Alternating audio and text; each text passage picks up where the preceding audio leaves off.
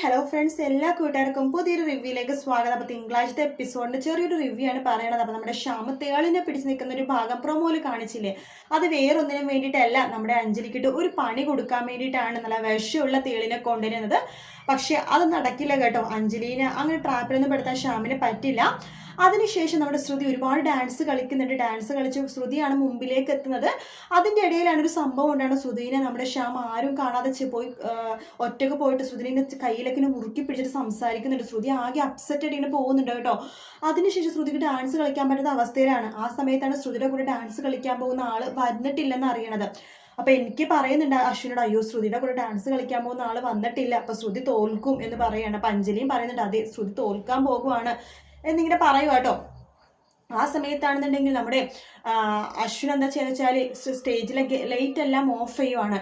Light എല്ലാം of ചെയ്തതിനോടേക്ക് എല്ലാവരും ഞെട്ടിപ്പോകുവാണ്. Light പിന്നെ ഓൺ ആക്കുമ്പോൾ ശ്രുതിയുടെ കൂടെ അശ്വിൻ നിൽക്കുക കേട്ടോ.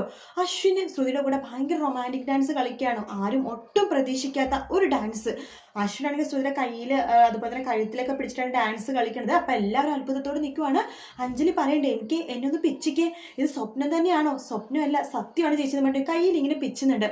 ശ്യാമാണെങ്കിൽ ദേഷ്യം കൊണ്ട് ഇങ്ങനെ നോക്കിക്കൊണ്ടിരിക്കുക കേട്ടോ.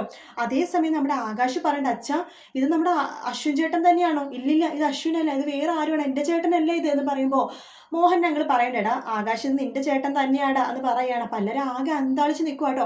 അപ്പോൾ ഡാൻസ് കഴിയുമ്പോൾ നമ്മുടെ ശ്രുതിയും അശ്വിനും അങ്ങനെ തന്നെ ചേർന്ന് പിടിച്ചിങ്ങനെ നിൽക്കുവാണ്. അപ്പോൾ എല്ലാവരും കൈയടിക്കണ ഒച്ച കേൾക്കുമ്പോഴാണ് ഇവർ പെട്ടെന്ന് പരിസരം മറന്നു എന്ന നിലയിൽ പെട്ടെന്ന് രണ്ടുപേരും പരസ്പരം മാറി നിൽക്കുന്നത്. അതിനുശേഷം ശ്രുതി വേഗം റൂമിലേക്ക് പോവാണ്.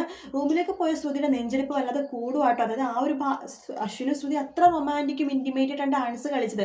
അപ്പോൾ ആ ഭാഗങ്ങളൊക്കെ ആലോചിച്ചിട്ട് നമ്മുടെ ശ്രുതി ആകെ ഹേർട്ട് ബീറ്റൊക്കെ ഇങ്ങനെ കൂടി ആകെ ബുദ്ധിമുട്ടായിട്ട് ഇങ്ങനെ നിൽക്കുവാണ്. അശ്വിന് പക്ഷെ ഭയങ്കര സന്തോഷം കേട്ടോ, ശ്രുതി ജയിച്ചല്ലോ എന്ന് ആലോചിച്ചിട്ട്.